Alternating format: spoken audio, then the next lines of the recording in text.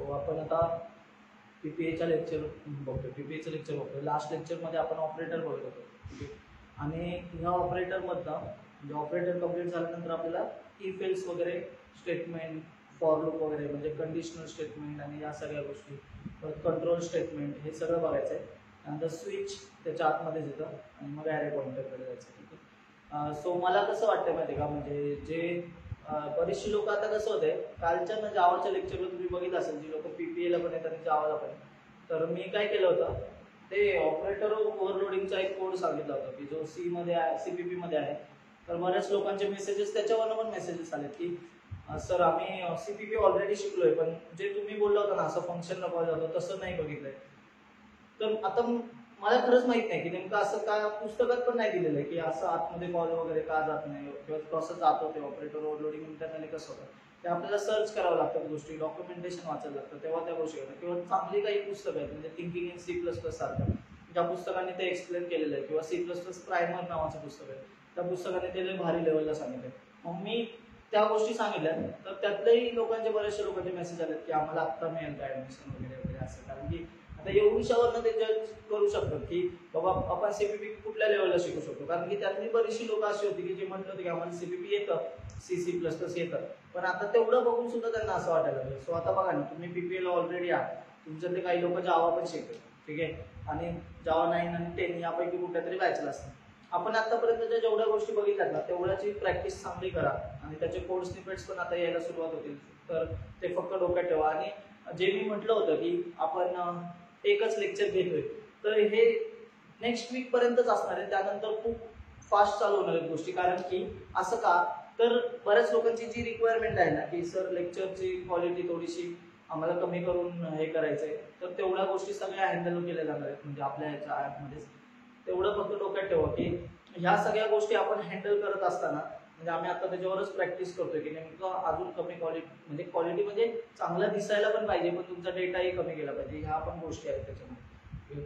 चला मग आता आपण डोक्यात एवढंच ठेवायचं की या सगळ्या गोष्टी जेव्हा आपण देणार आहोत, म्हणजे ज्या तुम्हाला व्हिडिओ मधनं दिसणार आहे, तर त्याच्यात थ्रू आपल्याला चांगलं म्हणजे क्लिअर दिसायला पाहिजे पहिली गोष्ट म्हणजे, आणि कमी साईज हवी. बाकी प्रॅक्टिसच्या ज्या गोष्टी आहेत त्या तर येतच राहणार आहेत. जेवढं तुमचे ग्रुप लीडर तुमचा फॉलोअप घेतात, बरोबर चाललंय, एकदम व्यवस्थित चाललंय. बरंचसं मला भारी काय वाटतं की ज्या ग्रुपमध्ये 24-25 मेंबर आहेत त्यांचे सगळेचे सगळे लोक कनेक्टेड आहेत, कोड करतायत. काहींकडे लॅपटॉप नाहीये, ते मोबाईलवर कोड करतात, वहीमध्ये कोड करून ट्रायल रन करून म्हणजे असं टाईप लिहून पाठवतात गोष्टी. हे छान आहे. आणि ग्रुप लीडर पण छान काम करतात. एवढं तर नाही, हे शेवटपर्यंत राहील हे मी तुम्हाला प्रॉमिस करतो, कारण ही कनेक्टिव्हिटी आहे आपल्यामध्ये, ठीक आहे. म्हणजे ग्रुप लीडर्स म्हणजे आपण असं म्हणूया की आपल्या मधला इंटरफेस आहे, बरोबर आहे. म्हणजे मी आणि तुम्ही, म्हणजे माझ्या ज्या गोष्टी आहेत तुम्हाला डायरेक्ट दिसत आहेत, पण तरी पण आपल्याला कनेक्ट करणारे ग्रुप लीडर आहेत. तुमच्याकडच्या सगळ्या गोष्टी ते माझ्यापर्यंत पोहोचवतात. तुम्ही काही एखादं गोष्ट सांगितलं असेल ना की अरे हे सरांनी नवीन सांगितलंय असं, आणि ते मला छान वाटलं किंवा मला ते छान कळलंय, परत मी एखादा हे सॉल्व्ह करताना आता मला कळत आहेत गोष्टी, हे सगळं ग्रुप लीडर मला सगळ्या गोष्टी सांगतात. कारण आमचा एक वेगळा ग्रुप आहे, त्याच्यावरती मग ते बोलत असतात की सर एकाने अशी कमेंट केली होती, मग स्क्रीनशॉट वगैरे पाठवतो. ते भारी वाटतं मला की चला हे चांगलं आहे, मुलं करतायत आणि त्यांना भारी वाटते, आवड निर्माण होते, हीच मोठी गोष्ट आहे. चलो मग आपण काय करूया, आता आपण कुठले कुठले ऑपरेटर बघितले ते सांगतो तुम्हाला आणि पुढच्या ऑपरेटरकडे जाऊया. आपण असं बघितलं होतं की युनरी ऑपरेटर्स मध्ये आपण इन्क्रीमेंट डिक्रीमेंटच्या गोष्टी बघितल्या होत्या, ठीक आहे. मग युनरी, बायनरी आणि टर्नरी असे 3 ऑपरेटर असतात, बरोबर का. बायनरी आणि टर्नरी, ठीक आहे. म्हणजे याच्यामध्ये तुम्हाला कळत असतील गोष्टी. युनरी म्हणजे सिंगल ऑपरेंड असतो, याच्यामध्ये 2 ऑपरेंड असतात आणि याच्यामध्ये 3 ऑपरेंड असतात, ठीक आहे. हे डोक्यात ठेवा कुठेतरी. आणि मला कसं म्हणायचं, आता बायनरी मध्ये आपण बघत असताना तर त्याच्यामध्ये बऱ्याचशा गोष्टी होत्या. म्हणजे ऑपरेटर मध्ये ऍक्च्युअल बघत असताना आपण पहिला शिकलो तो अरिथमेटिक ऑपरेटर होता, नंतर आपण रिलेशनल शिकलो, रिलेशनल. तिसरं आपण म्हणजे त्याच्या आधी इन्क्रीमेंट डिक्रीमेंट शिकलो होतो, इन्क्रीमेंट डिक्रीमेंट हे शिकलो होतो, बरोबर आहे का. चौथा आपण लॉजिकल शिकलो, लॉजिकल ऑपरेटर शिकलो, ठीक आहे. नंतर आता आपण पुढे 5वा शिकणार आहोत तो बिटवाईज ऑपरेटर, बिटवाईज ऑपरेटर. आता एक राहिला याच्यानंतर तो छोटा ऑपरेटर आहे एकदम, असाइनमेंट ऑपरेटर, असाइनमेंट ऑपरेटर, ठीक आहे. हे काय ह्याला काही नाही सांगितलं तरी तुम्हाला चांगलं आहे, पण मी ते सांगेन सगळं. आता हा महत्वाचा ऑपरेटर आहे, बिटवाईज ऑपरेटर. इथे बरीचशी लोक कन्फ्युज होतात ह्याच्यामध्ये लोक कन्फ्युज होतात दोघांमध्ये. म्हणजे ते दिसताना बरीच सेम दिसत असते तरी पण दोघांचं ना वर्किंग थोडंसं वेगळं आहे. म्हणजे ना हा लॉजिकल ऑपरेटर आहे, हा सांगतो की मी पूर्ण नंबरवरती वर्क करतो, म्हणजे एखादा 10 नंबर आहे ना त्याच्यावर वर्क करतो. पण हा बिटवाईज ऑपरेटर, आता समजा माझ्याकडे आहे ना, समजा 20 हा नंबर असेल किंवा काहीतरी छोटा नंबर घ्या जेणेकरून आपल्याला पटकन सांगता येईल, 6 किंवा 5 नंबर आहे, 4 नंबर आहे असं घेतलं तर याचं तुम्हाला माहिती आहे की हा जो ऑपरेटर आहे ना लॉजिकल ऑपरेटर तो या 4 नंबरवरती वर्क करणार. ठीक आहे. पण जे बिटवाईज ऑपरेटर आहे ना तर 4चा बायनरी काय होतं तर असं होतं 100, बरोबर आहे का. आणि हा बिटवाईज आहे ना या प्रत्येक बीटवर वर्क करतो. हा दोघांमधला फरक आहे. म्हणजे हा एक याच्यावर डायरेक्ट वर्क करतो आणि एक याच्यावर बीटवरती वर्क करतो. पण तुम्ही म्हणाल की नाही फरक नाही कळलेला आहे, तर मी तो फरक पुढे सांगणार आहे तुम्हाला. आधी बिटवाईज ऑपरेटर शिकूया, मग त्या दोघांमध्ये नेमका काय फरक आहे ते आपल्याला बघायचं आहे. बाकी दोघांचा टेबल जो आहे तो सेमच आहे. ठीक आहे. पण चला आपण हेडिंग देऊया की आपला बिटवाईज ऑपरेटर सुरू करूया. तुम्हाला याच्या रिलेटेड कंटेंट सुद्धा येईल, म्हणजे आज उद्यामध्ये येऊन जाईल. ठीक आहे. टेन्शन घेऊ नका, आधी व्हिडिओ बघा आणि नंतर कंटेंट आल्यानंतर कंटेंट वाचा. ठीक आहे. ते डोक्यात ठेवा फक्त.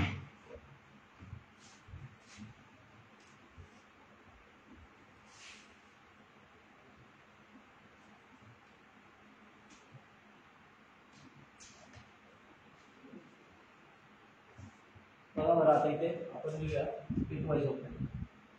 ठीक आहे. बिटवाईज ऑपरेटर मी काय म्हणतो, बिटवाईज ऑपरेटर म्हणजे हे लोक आहे ना, बरेचसे लोक हा बिटवाईज ऑपरेटर स्किपच करून टाकतात. स्किप का करतात? कारण की त्यांना एकतर बीट वरती वर्क कसं केलं जातं हेच माहिती नसतं नाही. ठीक आहे. मला असं वाटतं की व्यवस्थित विचार केला ना तर सगळ्या गोष्टी कळतात. म्हणजे कळतात म्हणजे काय, लक्ष दिलं की सगळं कळतं. आता सांगायला मी आहे असं मी म्हणतोय, तर तुम्हाला प्रश्न असतील तुम्ही ग्रुप लिडर्सला विचारू शकता आणि ते तुम्हाला सॉल्व्ह करतील सगळे आन्सर तुमचे. ठीक आहे.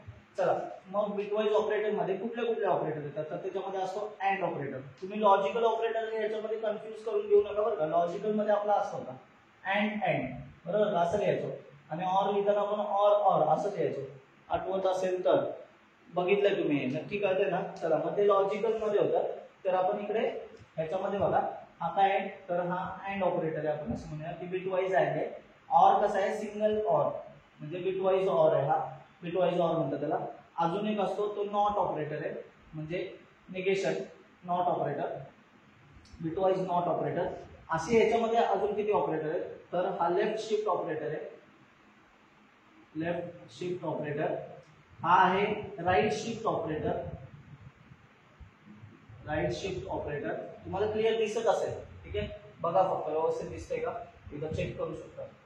म्हणजे बघा and or not left shift right shift.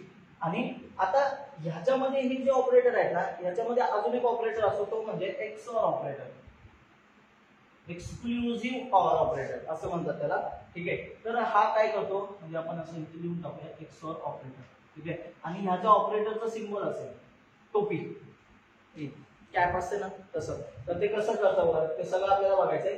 पण हे डोक्यात ठेवा, तर हे बीट बाय बीट वर्क करतं, म्हणून याच्या नावामध्ये बिटवाईज ऑपरेटर असं म्हटलेलं आहे. बिटवाईज म्हणजे काय की तुम्हाला माहिती आहे एका कंपनीचं नाव, आयटी कंपनीचं नाव बिटवाईज आहे. तुम्ही जर इथनं हायवेने गेलात ना सरळ तर बाणेरला जाताना ना, बाणेरच्या थोडंसं अलीकडे लेफ्ट साईडला एक मोठी बिल्डिंग आहे काचेची आणि त्याच्यावरती असा बोर्ड आहे बिटवाईज. कंपनी खूप छान आहे माहिती आहे का, म्हणजे चांगली कंपनी आहे, स्टोरेजमध्ये काम करते, बऱ्याचशा वेगवेगळ्या गोष्टींवरती काम करते. कंपनी फार जुनी कंपनी आहे असं नाही की. आणि मी जसं तुम्हाला सांगतो आधीपासून पण त्या गोष्टी की व्हेरिटास मधलीच लोक, त्यातलीच काही मंडळी जे बाहेर पडून बिटवाईज कंपनी काढले. म्हणजे ते दोघं म्हणजे ते कपल आहेत, नवरा बायको वगैरे असतात, म्हणजे 2 आहेत 4 लोक आहेत टोटल. आणि बिटवाईज चांगली मोठी कंपनी. आधी तिचं ऑफिस आहे ना बाणेर रोडवर होतं. आतला जो रस्ता आहे ना बाणेरचा, म्हणजे माझं ऑफिस होतं इसाना सिस्टमचं, जुनी माझी पहिली कंपनी. तर त्याच्या समोरच आहे ना बिटवाईज कंपनी होती. आधी छोटी बिल्डिंग होती, आता त्यांचा ग्रो एवढं फास्ट ग्रो झाली ना ती कंपनी खरं बघायला गेलं तर ती कंपनी आता हायवेला बघा ते केवढी मोठी काचेची बिल्डिंग आणि पूर्ण बिल्डिंग त्याच्यावरती फ्लॅग आहे इंडियाचा. तर म्हणजे मल्टीनॅशनल कंपनी आहे ती सुद्धा. तर थोडंसं बघा त्या कंपनीमध्ये गेलात ना तर तुम्ही, म्हणजे मला ह्या नावावर ना आठवलं की बिटवाईज बद्दल सांगा.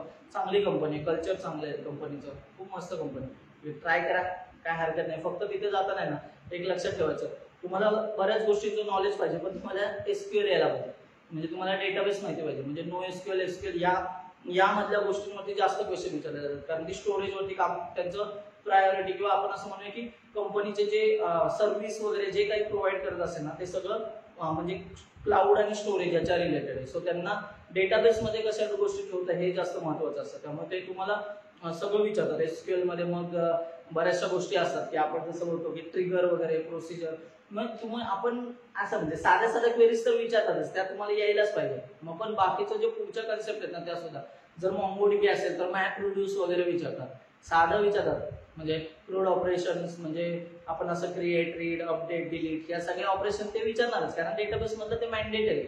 म्हणजे मी एखादी टेबल बनवला, त्याच्यामध्ये इन्सर्ट केल्यात गोष्टी किंवा टेबल मधल्या गोष्टी काढल्यात. आता बरेचशी लोक जी नवीन आहेत म्हणजे फर्स्ट इयरचे, त्यांना असा प्रश्न पडत असेल डेटाबेस कशाला लागतात.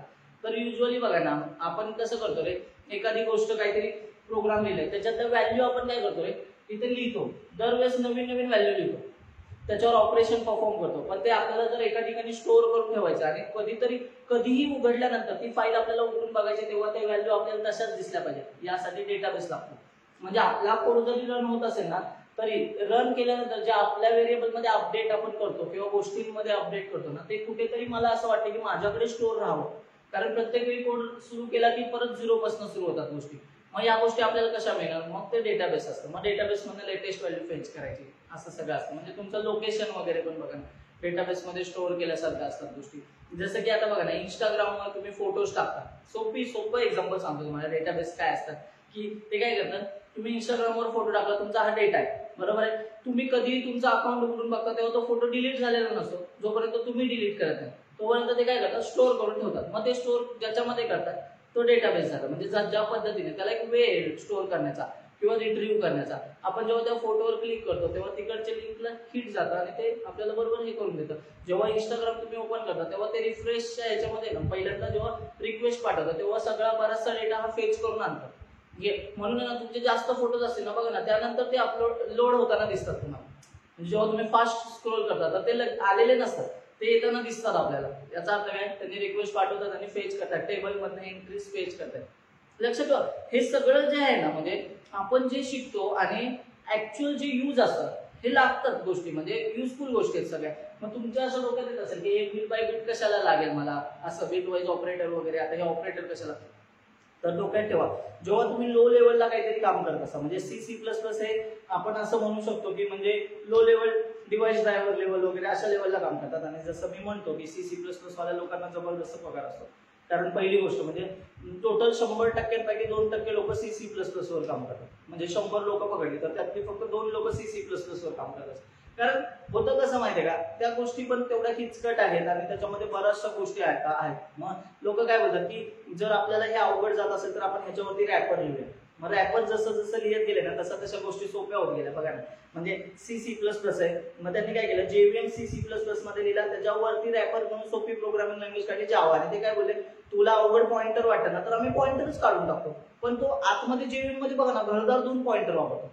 याचा अर्थ मला काय सांगायचं, हे रॅपर झालं. C# मध्ये पण सेम झालं. बघा ना, C# नावाची एक लँग्वेज असेल, तुम्हाला माहित असेल, विंडोजची लँग्वेज आहे C#.net. असं .NET तर सगळ्यांनी ऐकलं असेल, तर आता C#.net हे सगळ्यात फेमस आहे आणि सगळ्यात जास्त यूज केलं जाणारं .NET. तर त्याच्यामध्ये सुद्धा बघा ना, जसं JVM असतो तसा CLR असतो, कॉमन लँग्वेज रन टाइम. ठीक आहे, तो सुद्धा तसाच आहे. त्याच्या आतमध्ये CPP मध्ये कोड लिहिलेला आहे, सगळं पॉइंटर आहे, वरती पण आहे. मग ते काय सांगतात, तुला या गोष्टीची भीती वाटते ना, तर आम्ही सोप्या पद्धतीने केलेलं, सोप्या गोष्टी केल्या, तुला जेव्हा सोपं जावं सगळ्या गोष्टी यासाठी. मग जेवढं तुम्ही वर येत जाल ना, रॅपर वर येत जातील तशा गोष्टी सोप्या होत जातात. HTML CSS बघा, म्हणजे स्क्रिप्टिंग लँग्वेजेस बघा कशा सोप्या केलेल्या आहेत, पण आतमध्ये त्यांच्या वेदना त्यांनाच माहिती आहे. आता मी तुम्हाला एक सांगा, म्हणजे मी प्रामाणिकपणे सांगतो, प्रामाणिकपणे बरं का, मी आहे ना आतापर्यंत, आता तुम्ही मला की विषय जरा असं भरपडतो, पण ठीक आहे, हे नॉलेजचाच पार्ट आहे, तर तुम्हाला या गोष्टी नवीन कळतील. क्लासमध्ये असतात तर मी कधी ना कधी बोलतोच, तर व्हिडिओत काय नाही बोलायचं असं मला वाटतं. ठीक आहे, तर मी विचार कसा करतोय, मी आतापर्यंत ना जेवढे इंटरनल्स बघितले, म्हणजे मी C++ शिकताना C++ ऑलरेडी इंटरनलच्या गोष्टी आहेत. सो ऑपरेटिंग सिस्टीम मी शिकलो, ऑपरेटिंग सिस्टीम म्हणजे Unix operating system, Linux operating system, त्याच्यामध्ये गोष्टी कशा असतात, कॉल कसे जातात, ऑपरेटिंग सिस्टीमचा कर्नेल कसा वर्क होतो, म्हणजे त्याचे जे सिस्टीम कॉल्स आहेत ते कसे वर्क होतात, त्याचे अल्गोरिदम कसे, त्याच्याबद्दल बरीचशी माहिती वाचली, डेटा स्ट्रक्चर्स वाचले वेगवेगळे जे आपली ऑपरेटिंग सिस्टीम यूज करते. मला या सगळ्या गोष्टी सोप्या वाटत होत्या.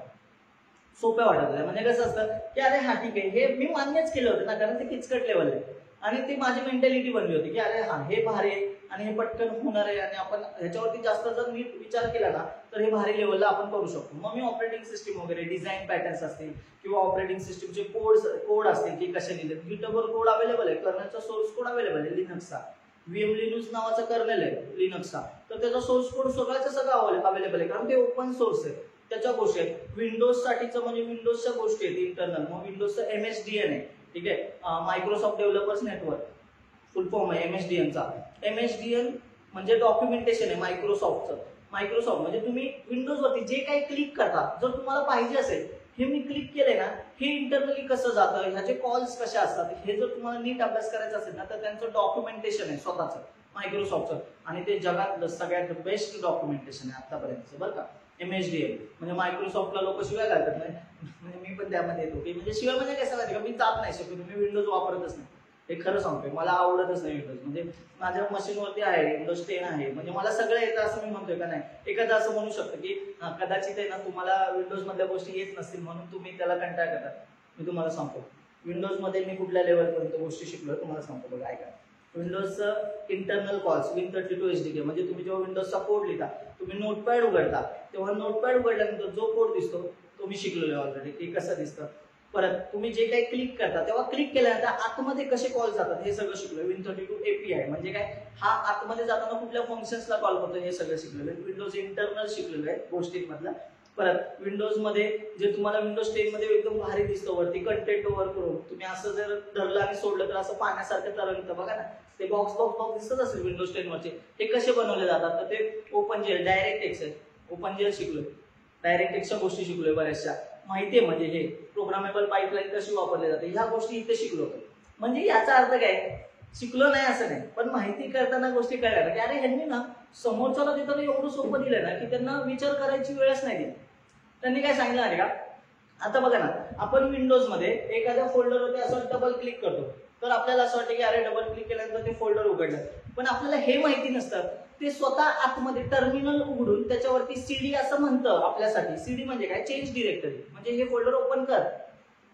अच्छा म्हणजे आपण क्लिक करतो आपल्यासाठी ते आतमध्ये करतं, यस आपल्यासाठी ते करतात. पण हेच जर तुम्ही लिनक्सवर आला, लिनक्स काय सांगतात, आम्ही रॉ आहोत, तू CD स्वतः लिह तिथे, मग आपण CD लिहितो आणि चेंज डिरेक्टरी म्हणून फोल्डरला जातो. याचा अर्थ बघा ना, दोघांमध्ये फरक कळतोय का. लिनक्सचा माणूस डायरेक्ट, लिनक्सचे लोक डायरेक्ट म्हणतात, म्हणजे युनिक्स पासून आले लोक ते डायरेक्ट म्हणतात बघा आम्ही प्रोग्रामर पासूनच बनलोय, प्रोग्रामरसाठीच बनलेलोय, बाकी लोकांसाठी नाही. म्हणजे तुम्हाला आहे ना क्वचित एखादा आहे ना असं म्हणजे एंड युजर असा असेल जो डेव्हलपर सोडले ना तर कमी एंड युजर आहेत जे लिनक्स वापरतात. बघा ना तुम्ही ऑफिसेस मध्ये जा, बाबांच्या वगैरे कुठल्या जुन्या ऑफिसेस म्हणजे त्यांच्या आधीपासूनचे ऑफिस असेल, Windows 7 वगैरे वापरतात, XP चा सपोर्ट काढलाय आपण बऱ्याचशा ऑफिसमध्ये आजही XP वापरला जातात. मला हे का सांगायचं नाही का, डोक्यात एवढं ठेवा की विंडोजच्या गोष्टी भारी आहेत ना, म्हणजे मी एवढं शिकलोय याच्यातल्या पण विंडोज मधल्या पण गोष्टी शिकलोय, पण मला अजूनही असं होत नाही की चला विंडोज मध्ये जाऊन आज हे करूया. वेळ आली तर तिथे त्या गोष्टी सांगायच्या असतात तेव्हा मी सांगतो. आता मी पुढे विचार करतोय की मी ऑपरेटिंग सिस्टीम शिकवणार आहे तुम्हाला, म्हणजे एक बॅच असा विचार करतोय मी. ऑपरेटिंग सिस्टीम म्हणजे कसं कंपॅरिझनने शिकायचं, म्हणजे आतापर्यंत मी कुठलाही कोर्स असा बघितला नाही इंटरनेटवरती की जो विंडोज ऑपरेटिंग सिस्टीम आणि लिनक्स ऑपरेटिंग सिस्टीम कंपॅरिझनने शिकवतो. मला असं रिस्क घ्यायला आवडतं जास्त की नाही का, की घेऊ बघूया काय होतं, आपल्याला दोन्हीकडच्या गोष्टी म्हणतात ना, तर त्याच्यात सगळं कंटेंट नाही शिकू शकत. कारण ऑपरेटिंग सिस्टीम शिकणे म्हणजे 5-6 वर्षाचं काम, एखादी ऑपरेटिंग सिस्टीम शिकणे म्हणजे. त्यातले मग जे मेन फीचर्स आहेत ना, मल्टीथ्रेडिंग प्रोसेस कसं असतं, त्यांचं फोल्डर्स कसे बनवले, म्हणजे फाईल हँडलिंग कसं असतं, म्हणजे ह्या सगळ्या प्रोसेस, इंटर प्रोसेस कम्युनिकेशन कसं असतं, त्या प्रोसेस बोलतात कशा एकमेकांशी, मायक्रोसॉफ्ट मध्ये म्हणजे विंडोज मध्ये नेमक्या गोष्टी कशा चालतात आणि लिनक्स मध्ये गोष्टी कशा चालतात, हे सगळं मग ह्याचं दोघांचं कॉम्बिनेशन करून काही ऑपरेटिंग सिस्टीम शिकवता येते का याचा मी विचार करतोय. जेणेकरून ना तुम्ही कुठल्याही कंपनीत गेलात तुम्ही त्यांना बोलू शकता ठीक आहे विंडोजवर काम करायचं, मला विंडोजचं पण ऑपरेटिंग सिस्टीम बद्दल माहिती आहे, लिनक्सवर काम करायचं, मला लिनक्स बद्दलही माहिती आहे सगळं. हे असं करण्यासाठी मी गोष्टी सांगतो तुम्हाला. आणि मग हे लोकांना आवडतं की अरे हा चला, मग मी तुम्हाला एक मुद्दा सांगतो. मी एवढं इंटरनल पर्यंत वाचलं, त्याचं पण मी जावा घेतलं, जावाचे इंटरनल क्लासेस वाचले, JVM वाचलं, परत जावाचे आणि म्हणजे JN आहे आपल्या कोडशी कसा बोलतो, म्हणजे आपला जावाचा कोड JN आहे तो C++च्या कोडशी कसा बोलतो, याचे कोड रन कसे होतात, तो इंटरनली DLL कशी कंपाईल म्हणजे कनेक्ट करतो, SO फाईल कशी कनेक्ट करतो. आता हे दोन शब्द तुम्हाला अवघड वाटत असेल, स्किप करा. ज्यांना माहिती आहे DLL म्हणजे डब्ल्यू लिंक लिस्ट नाही तर डायनॅमिक लिंक लायब्ररी, तर रन टाइमला काही अशा गोष्टी अटॅच होत असतात आपल्या कोडला, त्याला DLL असं म्हणतात.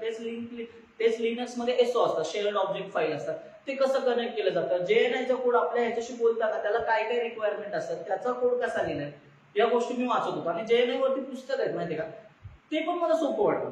पण आता मी तुम्हाला सांगतोय, जावा थोडंसं अवघड आहे, C++ जास्त अवघड आहे. पण C++च्या इंटरनलच्या गोष्टी म्हणजे OS रिलेटेड गोष्टी असतील त्या वाचताना मेंटली प्रिपेअर होतो की अरे हे सोपं आहे, अवघड आहेच, आपण ते सोपं करून कसं शिकायचं हे आपल्याला माहिती पाहिजे. मग ते शिकत गेलो आणि गोष्टी कळत होत्या की चला आपल्याला ते मेहनत करायला पाहिजे आणि तिथपर्यंत ट्राय करायला पाहिजे. तर गोष्टी शिकत गेलो. जावाचं पण तसंच आहे. जावाचं माहिती होतं जावा सोपं आहे, पण JVM अवघड असेल तर C++ कडे जातं. मेंटली प्रिपेअर होतो की या गोष्टी भारी असतील आणि करू शकतो, मग ते पटापट व्हायला लागलं. पण आता मी तुम्हाला सांगतो, तुम्ही पायथन बद्दल ऐकलं, पायथन सोपी लँग्वेज आहे. आणि असं बोलतात की फर्स्ट इयरच्या पण पोराला पायथन आता यायला पाहिजे, कारण की BE ला कम्प्युटर तुम्ही माहिती असेल की फर्स्ट इयरला पायथन आलेलं आहे. रात्र बरीचशी लोक 8वी 9वी पासून पायथन शिकतात. आणि तुम्ही युट्यूबवर व्हिडिओही बघितला असेल, सगळ्यात सोपी लँग्वेज कुठली, पायथन. असं विचारलं तुम्ही की मी कुठली लँग्वेज पहिला सुरुवात करायला पाहिजे, तर त्याच्यामध्ये बऱ्याच लोकांचं मत येतं की पायथन. पण जो तुम्ही गीक लोकांचं मत जर ऐकलं ना, तर ते डायरेक्ट सांगा C पासून सुरू करा, तुम्हाला पुढे काही अवघड नाही. जे C++ आलेले लोक आहेत ना, त्यांना पुढे काय अवघड आणतच नाही, कारण शिकतानाच हे सगळं अवघड शिकलेलं असतं. मग त्यांना असं होतं की अरे पॉइंटर शिकलो, तू काय सांगतो, तुझ्याकडे तर पॉइंटर पण आहे, टेन्शन घेऊ नका. म्हणून तुम्ही लोक भारी का असणार आहेत, म्हणजे PPAची बॅचवाले लोक, तर तुम्ही असं सांगू शकता की तू जे करतोय ना त्याच्या इंटरनली काय चाललंय हे मी आता सांगू शकतो. म्हणजे मला हे कॉल्स माहिती आहेत आतमध्ये कसे जातात का, तर आम्ही असं शिकलोय, हे लक्षात ठेवा. पण आता तुम्हाला बघा एक गोष्ट, पायथन शिकताना पायथन वेगवेगळ्या टाईपचे पायथन असतात. C पायथन आहे, IM पायथन आहे, J पायथन आहे, म्हणजे जावा पायथन वगैरे, जायथन म्हणजे अशा गोष्टी आहेत. परत अजून बरेचसे पायथन आहे, रुबी पायथन वगैरे अशा गोष्टी. तर मला कसं वाटतंय, ह्या सगळे पायथन शिकत असताना ना, पायथन काय सांगतं, मी कुठल्याही याच्यावर चालते, मायक्रोसॉफ्टवर, विंडोजवर चालते, लिनक्सवर चालते, कशावर चालते. पण जो स्टँडर्ड पायथन आहे तो C पायथन आहे. म्हणजे तो काय करत असेल तर आतमध्ये Cचा कोड आहे, पायथनचा कोड आहे. Cचा कोड, पायथनचा कोड एकत्र येऊन ऑपरेटिंग सिस्टीम कडे जातो. आणि असं म्हणतात की जावापेक्षा पायथन फास्ट आहे. ते म्हणायचं कारण पण तुम्हाला सांगतो काय, आपल्याला जो पायथनचा कोड वाटतो ना, तर तो इंटरनली Cचा कोड म्हणून रन होत असतो. तुम्हाला कसं काय, हो मी तुम्हाला दाखवेन. म्हणजे जे लोक पायथनला आहेत ना त्यांना ह्या गोष्टी दाखवणार आहे पायथन इंटरनल्स मध्ये.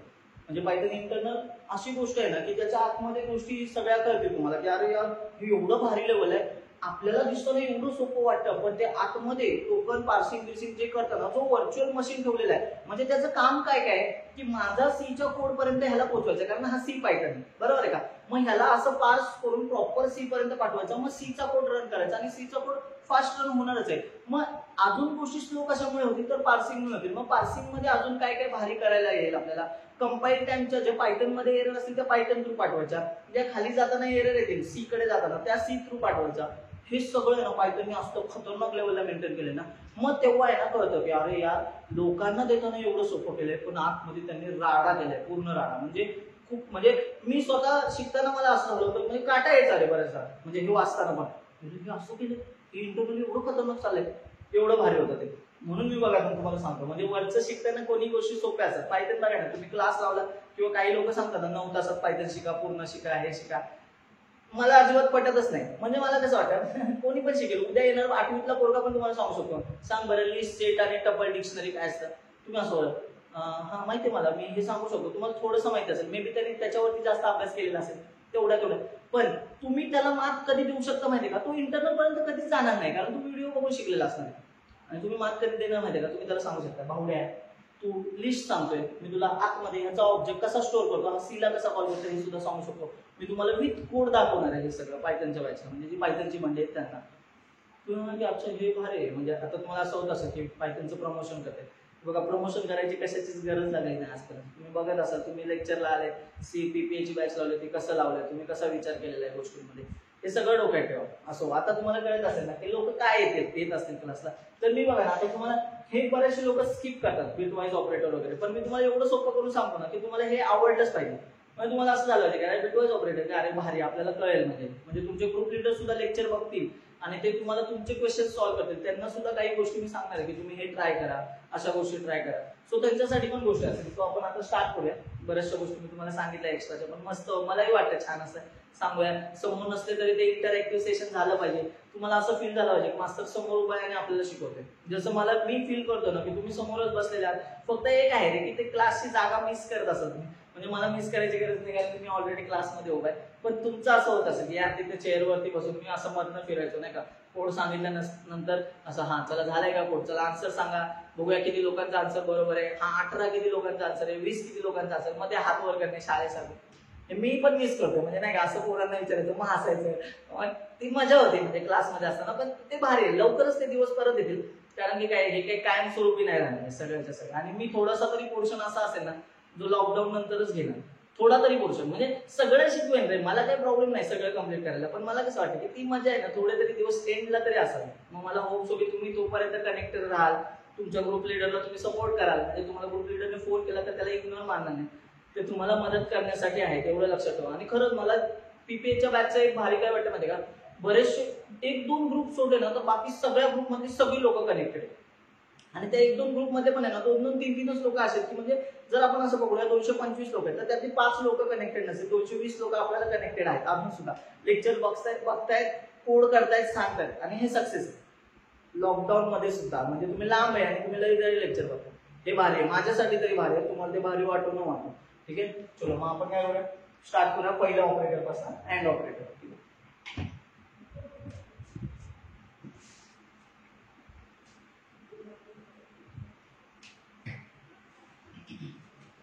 तुम्हाला आठवत असेल तर मी तुम्हाला ऑलरेडी अँडचा टेबल सांगितलेला होता. म्हणजे अँडचा टेबल कसं सांगितलं होतं तर बघा, इथे आपण ऑलरेडी अँड साठीचा टेबल लिहिला होता, म्हणजे लॉजिकल साठी लिहिला, तोच टेबल याच्यासाठी सुद्धा वापरला जातो. म्हणजे कसं बघा, इथे समजा आपली बीट, आपला बीट म्हणजे बीट कळतं ना, आता बीट कळतं का, चला ते पण कळत नसेल तर मी परत एकदा एक्सप्लेन करतो बीट काय असतं.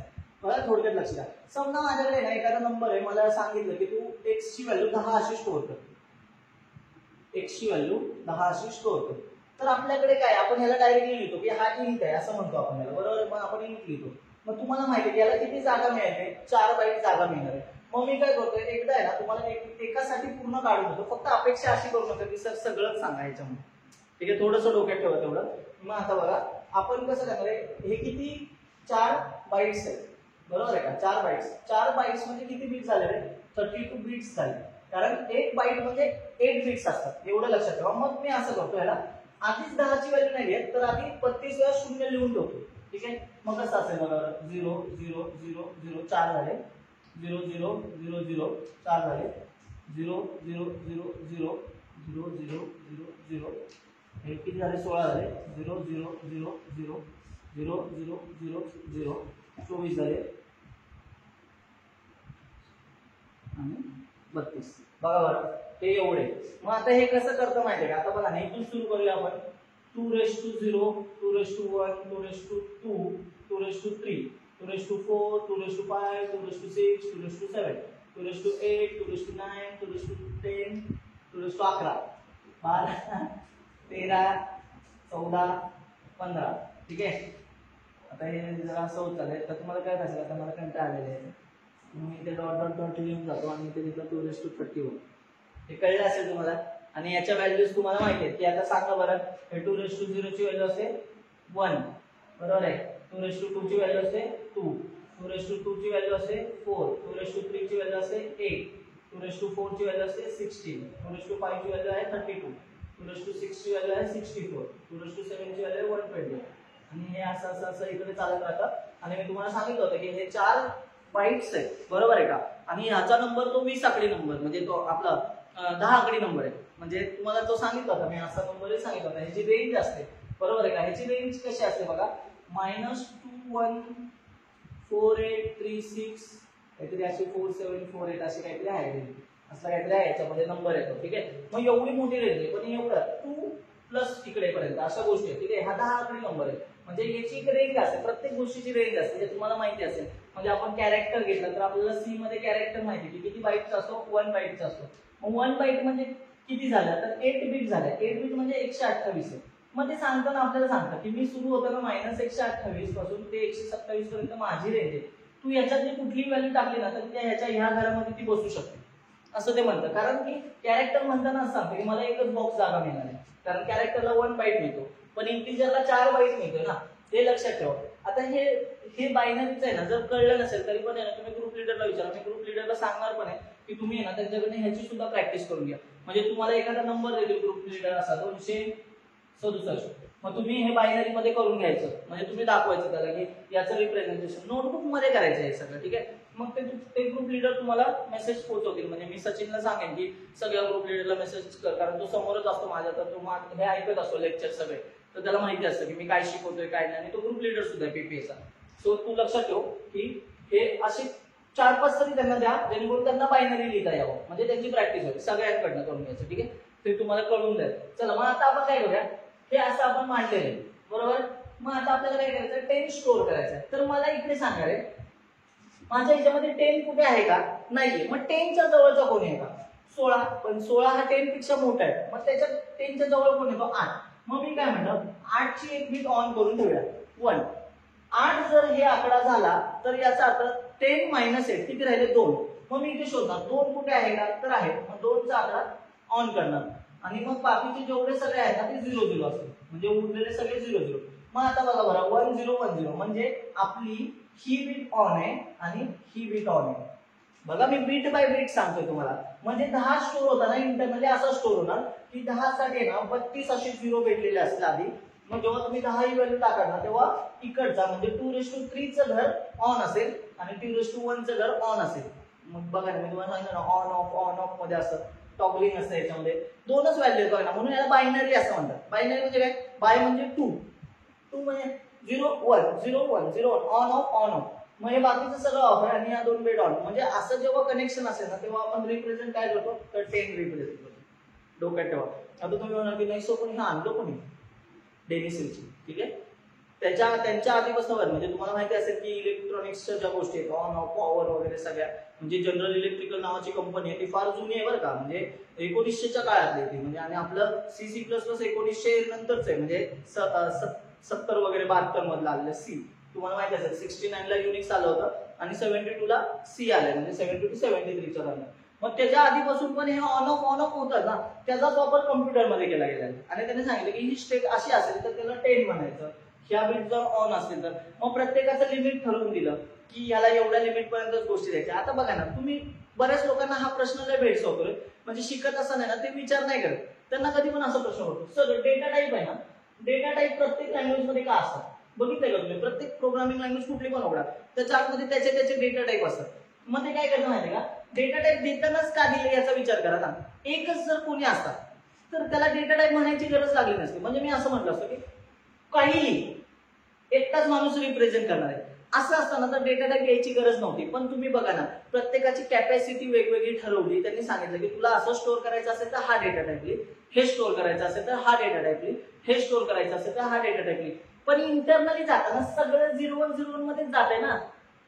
मग आता मला सांगा बरं, जर सगळं 0-1-0-1 मध्ये जाणार होतं ना, तर मग हे लिहायची काय गरज आहे. ते लिहिताना आपण असं लिहिलं असतं. एकदा विचार करा, हे पॉसिबल आहे का सारखं लिहिणे, म्हणजे 7000 व्हॅल्यू आली तर तुम्ही सारखं कॅल्क्युलेट करत बसणार आहे का.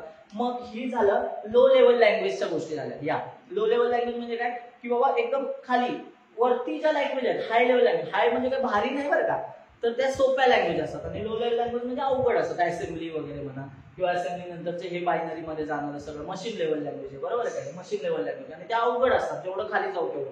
मग आहे ना, म्हणून त्यांनी सांगितलं मग तुला सोपं काय पडेल, तर हे वाचताना बघा ना, int x is equal to 10, हे वाचणं सोपं आहे. मग कंपायलर वगैरे हे सांगतात की तू टेन्शन नको घेऊ, तू असं लिही, हे ह्याच्यापर्यंत कन्वर्ट कसं करायचं ते आमची कामं. मग ते मशीनला कसं याच्यामध्ये कन्वर्ट करणारी कामं इकडे असतात. असेंब्ली नंतर जे काही एक्झिक्युटेबल फाईल बनते, EXE फाईल बनते, ऑपरेटिंग सिस्टीम डायरेक्ट सांगते मला ना तू काय पण दे, मला 0-1-0-1 पाहिजे. मग ते EXE मध्ये 0-1-0-1 च्या गोष्टी असतात. आणि मी तुम्हाला ऑलरेडी सांगितलं पीपीएच्या बॅच मध्ये सुरुवात होताना की कसं इंटरनल पर्यंत गोष्टी जातात, हे त्याचाच पार्ट आहे. मग हे समजणं जास्त महत्वाचं आहे बरं का. हे अरे हे ना, आता बघा ना, हे सोपं आहे खरं, पण लोक आहे ना ह्याच्याकडे लक्ष देत नाही, त्यामुळे त्यांना कळत नाही. मला सांगा, आता तुम्ही थोडक्यात सांगा, बघा तुम्ही घरामध्ये बघितलं असेल, तुम्ही पण कधीतरी शटर बंद झालं शेजारच्या रूममध्ये, जाऊ दे, लक्ष काही कट करायची गरज नाही, त्यामुळे तुम्ही ऐकलं असेल, तुम्हाला फील आला पाहिजे ना शेजारची कंपनी चालू आहे बंद, ठीक आहे. लक्ष. आता बघा तुमच्या घरामध्ये तुम्ही कधीतरी लहान असणार, तुम्हाला मोठा भाऊ असेल किंवा तुम्हाला मोठी बहीण असेल, असं असणार आहे, किंवा तुमच्यापेक्षा एखादा लहान भाऊ असेल. तर मग एक इमॅजिन करूया गोष्टी, म्हणजे सोप्या गोष्टी. समजा एखादा 4 वर्षाचा मुलगा, 4 वर्ष, 4 years old, ठीक आहे, 4 years old, आणि एक आहे 10 वर्षाचा आहे. 10 इयर्स ओल्ड आणि एक आहे 20 वर्षाचा आहे 20 इयर्स ओल्ड. ठीक आहे. तर मला कसं म्हणायचं नाही का, आता ही लोक आहेत तर आहे ना आईने ना त्यांना सांगितलं की बाबा मला आहे ना मदत करा घरकामामध्ये, म्हणजे घरातल्या कामांमध्ये मदत करा. तर आईने काय सांगितलं, एकाने तांदळाचा डबा उघडून त्यातलं तांदळातलं धान्य काढा आणि एक हळूहळू ठेवा, म्हणजे दुसऱ्या बॉक्समध्ये ठेवा. एकाला सांगितलं गव्हाचं तू कर आणि एकाला सांगितलं बाजरी किंवा ज्वारीचं तू कर. ठीक आहे. म्हणजे एका ठिकाणाहून दुसऱ्या ठिकाणी घेऊन जायचं. तर मला सांगा 4 वर्षाचा जो व्यक्ती आहे त्याची कॅपॅसिटी किती असेल, छोटीच असेल ना. तो काय करेल, मदत करायची म्हणून तो एक छोटीशी वाटी घेऊन येईल, तेवढीच त्याला झेपत असेल त्याच्या थरथरत्या हातांना, तो घेईल आणि घेऊन कुठेतरी ती शिफ्ट करेल. हे पहिलं झालं. मग बघा ना, याचा म्हणजे याची रेंज किती झाली, कमी झाली घेऊन जाण्याची. मग रेंज कमी असेल तर व्हॅल्यूज मल्टिपल वेळा घ्यावं लागणार त्याला.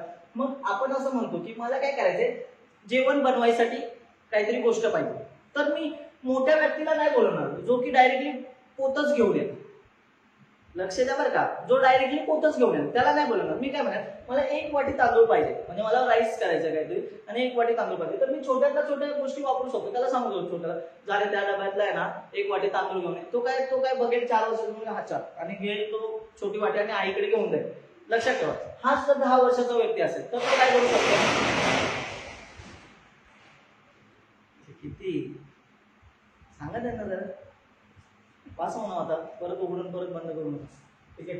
बघा आता मग 10 वर्षाचा जर एखादा व्यक्ती असेल तर तो काय विचार करू शकतो, 10 वर्षाचा तो असं सांगू शकेल की बाबा मी आहे ना डायरेक्टली आहे ना तेवढं पोतय, ते काय 20 किलो म्हणजे 100 किलोचं पोत आहे, त्यातलं 20 किलो मी एका पोत्यात घेईल आणि 20 किलो मी घेऊन जाऊ शकतो. असं तो म्हणजे 10 किलो घेऊन जाऊ शकतो. हा 20 वर्षाचा आहे. हा काय म्हटला, मी 30-40 किलोचं पोतं घेऊन जाऊ शकतो, म्हणजे माझ्याकडे असणारा डेटा मी जास्त वाहून नेऊ शकतो. मग आता मला सांगा रे, जर समजा ह्याची कॅपॅसिटी जर 20 इयर्स आहे, आपण असं म्हणूया की याची 20 केजी कॅपॅसिटी घेऊन जाण्याची.